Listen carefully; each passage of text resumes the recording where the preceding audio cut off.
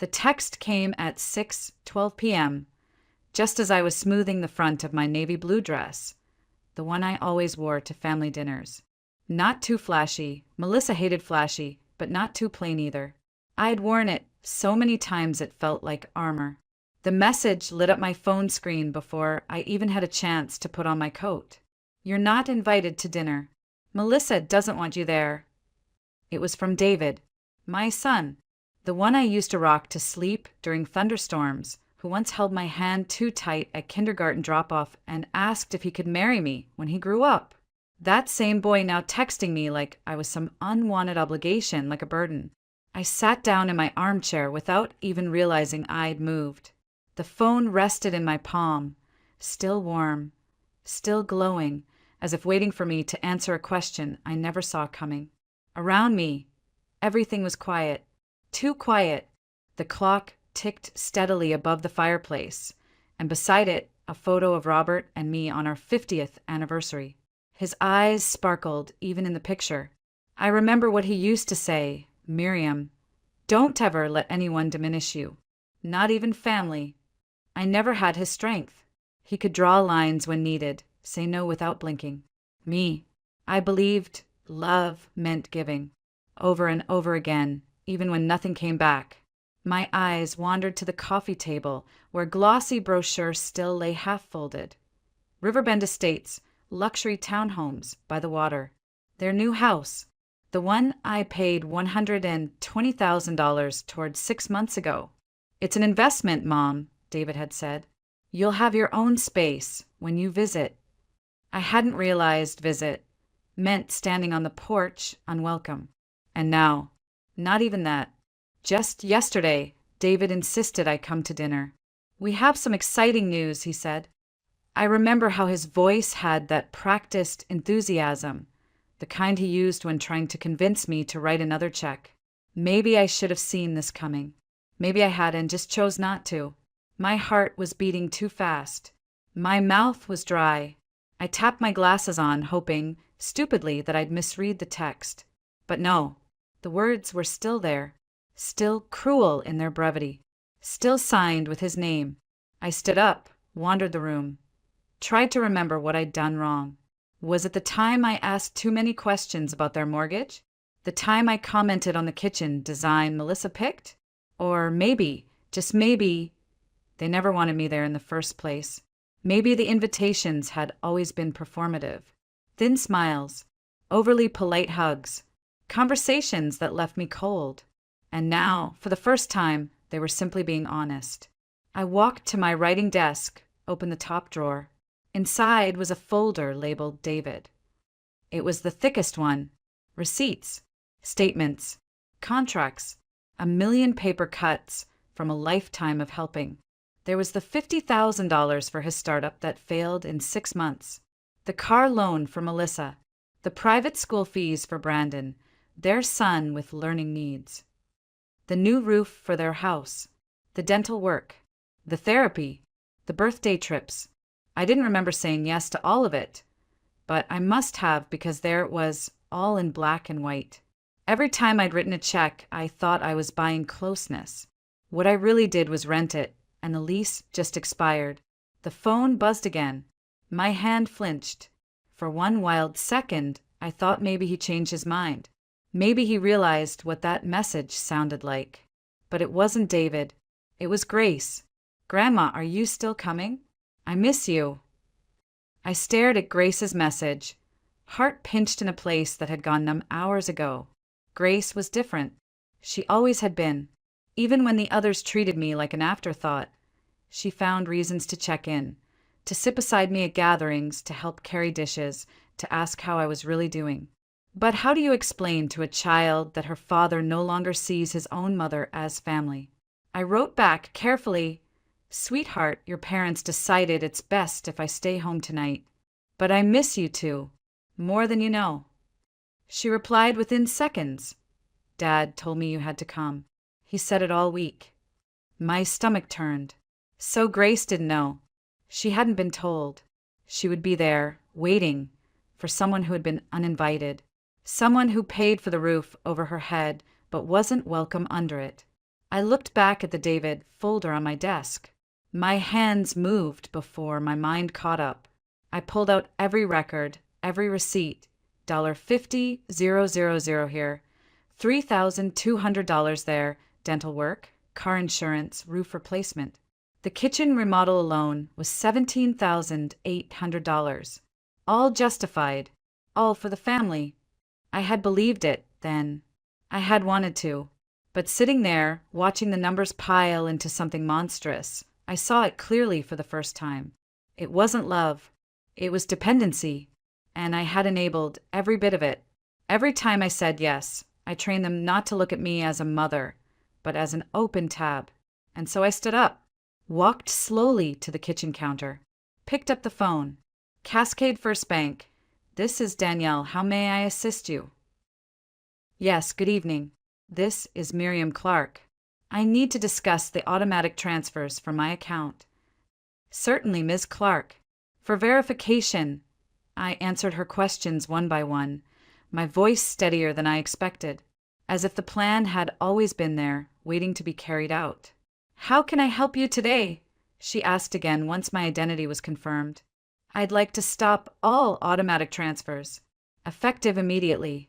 A pause. All transfers, ma'am? You have quite a few, I'm aware. Please pause everything. And also, revoke the power of attorney currently held by my son, David Clark. This time, the silence on the line was longer. Understood. I'll place a temporary hold tonight. For full cancellation, you'll need to come in to sign. I'll be there tomorrow morning. All right, Ms. Clark. Just so you know, that includes 174 recurring payments.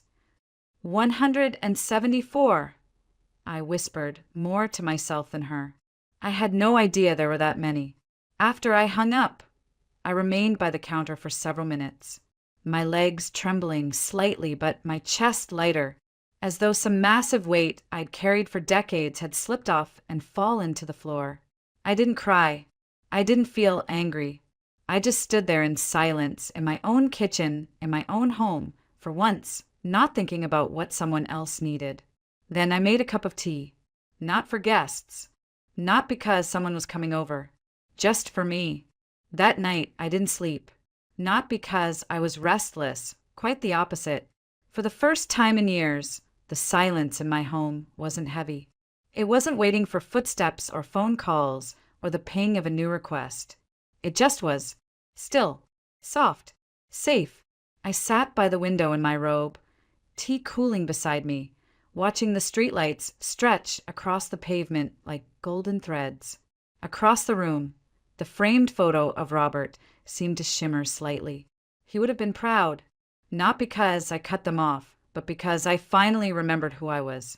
I whispered, "You were right, Rob." I should have said no a long time ago. The phone buzzed again, breaking the stillness. For a moment, I thought maybe it was Grace, sending another sweet message. But no, it was David, a single line. "Can we talk?" I stared at the screen. Not today, I thought. Not tonight. I wasn't ready to listen to justifications, to guilt, to negotiations masked as apologies. So I left it unread. I didn't owe him my attention, not anymore. Instead, I opened my notes app and began typing a message of my own, one I hadn't decided whether to send yet, but one that felt like the start of something. From now on, you'll need to handle things yourselves. Good luck. I stared at the sentence for a long time. It felt cold, almost cruel. But then I remembered the tone of his text, the casual dismissal. No apology, no explanation. Just, "You're not invited." They had chosen distance. I was just accepting it. The next morning, I woke up without an alarm. No list of errands. No scheduled payments. No expectations. I made breakfast slowly, just toast and eggs. But I plated it nicely, poured fresh orange juice, and sat down at the table like it was a celebration. In some small way, it was. After I cleaned up, I dressed with care, not for anyone else, but for myself. A soft cardigan, slacks that didn't pinch, and a scarf Robert once bought me at a flea market.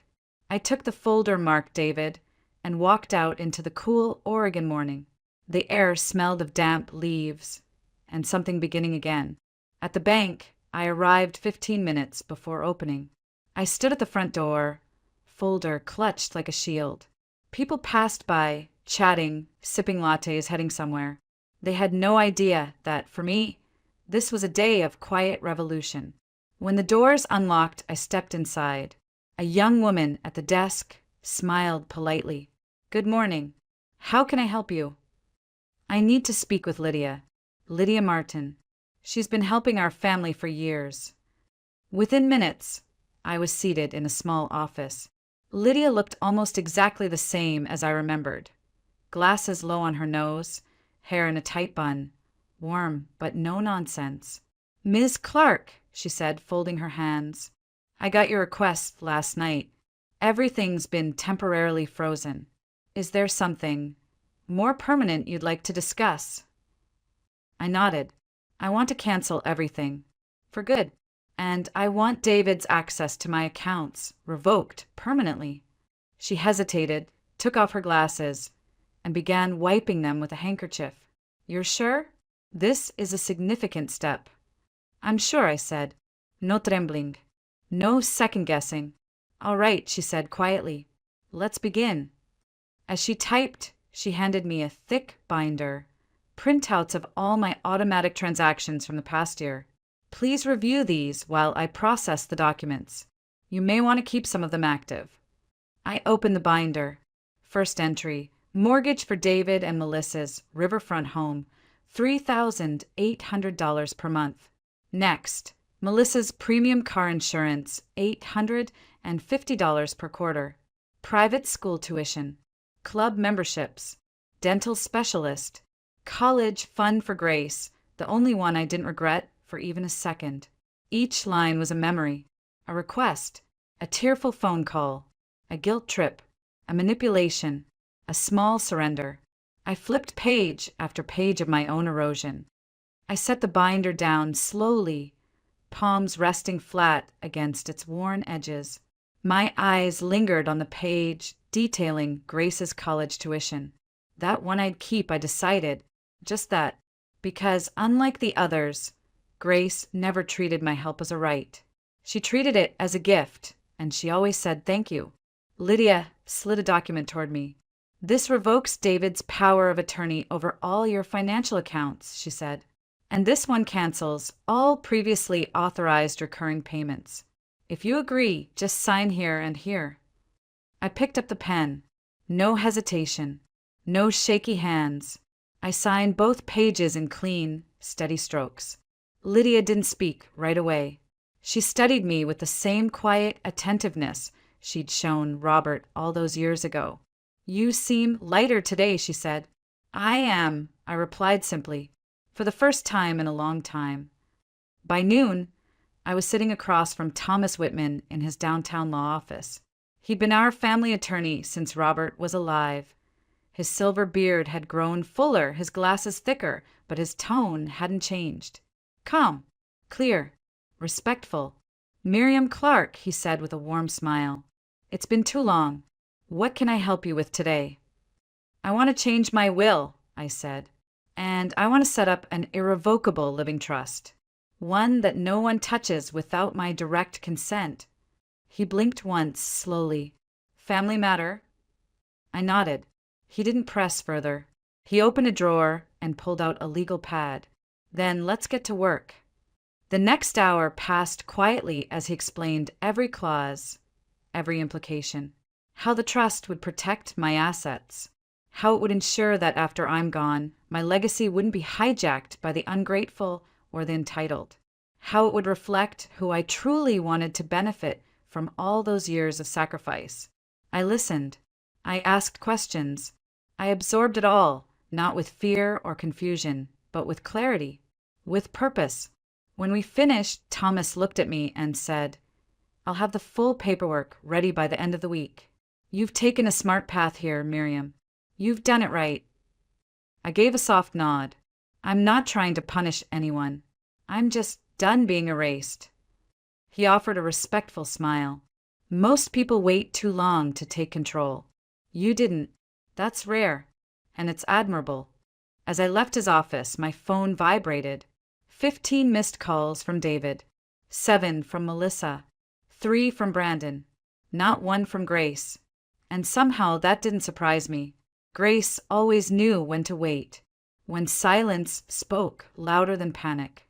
I walked past the coffee shop on the corner and into a small grocery store I hadn't visited in years. For the first time in ages, I shopped only for myself. My bread, my cheese, my favorite lemon tea.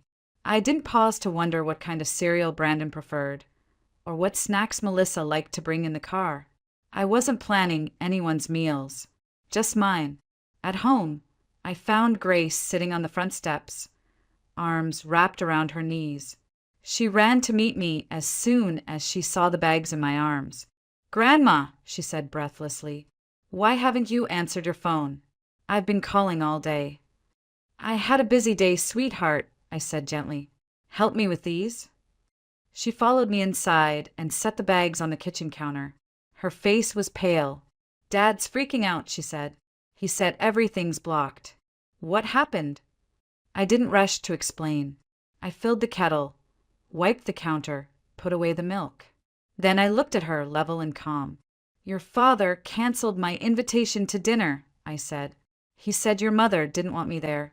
So I decided it was time to reassess everything." Grace's mouth dropped open. "He what?" "No. He said all week how important it was that you come. He never told us you weren't coming." I showed her the message. Her hand flew to her mouth as she read it. "Oh my God," she whispered. "Grandma, I didn't know. That's awful. That's so cruel." I poured her a cup of tea. I've spent decades helping them, paying for things, cleaning up messes, hoping that one day I'd be appreciated. But if I'm not even welcome at the table I helped build, it's time to reevaluate. Grace's eyes filled with tears. "I've seen it for years. The way they use you, especially Mom. I've tried to talk to Dad, but he always defends her. Says I don't understand adult problems." I smiled softly. "You understand more than they think, and I've always known that." Grace stayed for a long time that evening. We didn't speak of money or betrayal for a while. We talked about her classes, her roommate, the books she was reading. We made sandwiches, drank more tea, and for the first time in years, it felt like family, not performance. But as she gathered her coat to leave, she hesitated near the door. "Grandma," she said, turning back to me, "what happens now? I mean, they have so many expenses. Brandon's school, the house, everything." "They'll figure it out," I said simply. "They're adults. David has a good job. Melissa's a successful realtor. They'll adapt once the safety net is gone." Grace opened her mouth to say something more, but before she could, my phone vibrated again. "David." I sighed, reached over, and silenced it without checking the screen. "You're not going to answer?" she asked quietly. "Not tonight," I replied. "Let him sit with it for once. Let him feel the weight." She looked at me as if seeing me for the first time. "You seem different, stronger." "I feel different," I said. "For the first time in decades, I'm not trying to rescue anyone." She nodded and stepped forward, wrapping her arms around me tightly. "I'm proud of you, Grandma. Just promise me you won't go back." I held her for a long moment. "I won't." After she left, I returned to the kitchen, checked the mail, and found it there, my first confirmation that the system had shifted. An email notification. Payment attempt failed Brandon's tuition. It hit me like a small, satisfying click in a lock I had never dared touch. Not because I wanted him to suffer, but because I wanted him to grow. I settled into my armchair, opened an old photo album, and let my mind drift. Photos of birthday parties, fishing trips, snowmen half melted in the front yard. Robert holding baby David. Me on the porch with Brandon in my lap. It looked like a happy life, and in some ways it was. But even then I could see it. I was always the one behind the scenes, never sitting, never resting, always giving. The next day, I heard from Brandon. He called in the afternoon, voice tight, words measured. Grandma. Yes, Brandon. It's true? You shut everything down. It's true. There was silence on the other end. Then, but why? I never did anything to you. You didn't need to, I said gently. You were raised in it. You assumed I'd always be there. Always paying. Always fixing. I don't know how to do this. I can't afford my rent. My car's impounded. I'm completely stuck. You're not stuck. You're just unprepared. And now you get to learn. His voice cracked slightly. I'm trying. Really. I just didn't expect this. I didn't say anything. I let the silence hang. Gave him space to sit in the discomfort. Then, quietly, he added, Mr. Whitman called. He said you told him to reach out to me. I did. He offered me a part-time job. Filing, running documents. It's not much, but I said yes. I want to try. For the first time in that call, I smiled. That's a good start. I just thank you for pushing me. And I'm sorry, Grandma, for taking you for granted. I know, I said, but you have to earn this life now, not inherit it. He paused, then asked, barely above a whisper, Do you still love me? My breath caught. Of course I do. But from now on, I love you with boundaries, not bank transfers. It was a Thursday when David called again. This time he didn't sound angry, just tired. Mom, we need to talk. All of us, as a family. No drama, just a conversation. He asked if they could come over on Saturday at 2 p.m. I said yes, not because I owed them anything, but because I had nothing left to fear. Saturday came. I made myself tea, wore my softest sweater, opened the blinds to let the Oregon light fill the living room. I was calm, not ready for a fight, but ready to listen and ready to be done. At exactly 2 o'clock, the doorbell rang. I peeked out the window. 3 cars in the driveway. On the porch, Melissa in a beige trench coat, David behind her, Brandon to the side. Grace stood a little further back. But there were others too, Melissa's parents, her sister, and brother-in-law. Even some people I didn't recognize. A crowd, as if this were an intervention, or worse, a tribunal. I opened the door and stood in the frame. Hi, Melissa said, her tone clipped but sugar-coated. We're all here to talk, to find a way forward. Together. I looked past her at the faces gathering behind. Only David, Brandon, and Grace. The rest of you, this isn't your house, and it's not your business. Melissa blinked, stunned. But we're all family. No, I said. You're relatives. That's not the same. David stepped forward, trying to diffuse the tension. Let's just go in. Please. They entered. The rest remained outside, shuffling awkwardly on the sidewalk like they were waiting for a verdict. Inside, we sat in the living room, me on one chair, them lined along the couch like students awaiting grades. No one spoke at first. Then David broke the silence. Mom, what happened? Why so suddenly? Why did you cut everything off? I folded my hands in my lap. It wasn't sudden. It was silent. 20 years of it. I gave and gave and gave, and you all just kept taking. Not once did any of you stop to ask if I was okay. Not once. David rubbed his forehead. Brandon stared at the carpet. Grace sat beside him, quiet but alert. Melissa jumped in. It's not fair to punish everyone over one message. It wasn't one message, I said. It was the moment I realized that message was the truth. That I wasn't welcome anymore. Not just at your dinner table, but in your lives. But you offered to help, David said, voice rising. You always said yes. I said yes because I loved you, and you mistook that love for obligation. Melissa's voice sharpened. You can't just erase people over hurt feelings. You can't rewrite family history. I'm not rewriting anything, I said. I'm just no longer financing it. Her jaw clenched. We're about to lose the house. Brandon can't stay in school. This affects everyone. Then maybe, I said gently, It's time you all learn how to live within your means. Melissa shot to her feet. You'll regret this. When you're sick, alone, when no one's there to take care of you. I stood too. I've taken care of myself for 77 years. I'll be fine. David looked like he wanted to speak, but couldn't find the words. Brandon finally lifted his eyes. Grandma, he said, voice low. I started the job with Mr. Whitman. I'm learning. I want to do this on my own.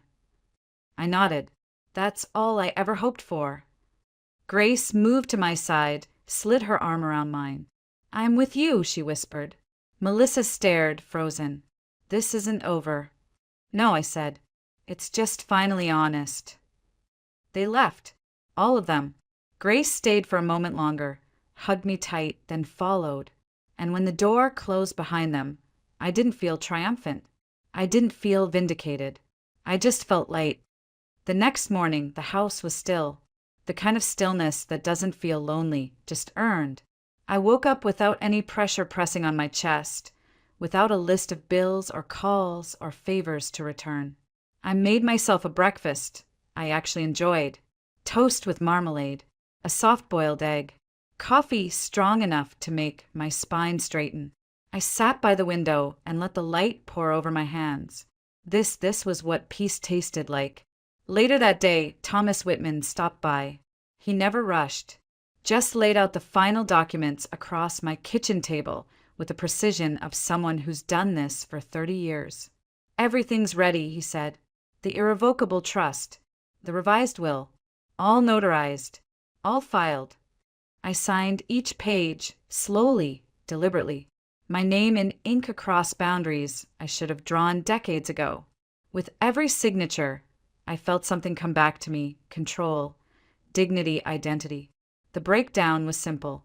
I would remain the sole beneficiary while alive. Upon my passing, Grace would receive 40%. 10% would go to charity. The rest, split as I saw fit. David and Brandon would receive the bare minimum required by law. Melissa was excluded entirely. As Thomas packed up the papers, he looked at me carefully. Miriam, he said, I've worked with hundreds of families. Most people don't do what you just did. They wait. They hope. They rot in guilt until there's nothing left to protect. I was one of those people, I said, until last week. He nodded, offered a small smile. It takes strength to say enough. When he left, I stood in the doorway for a long time, my hand resting on the folder like it was a shield. That's what freedom looked like. Not anger, not vengeance, just a firm, quiet line that said this is where I begin. That afternoon, Brandon showed up again. He looked different.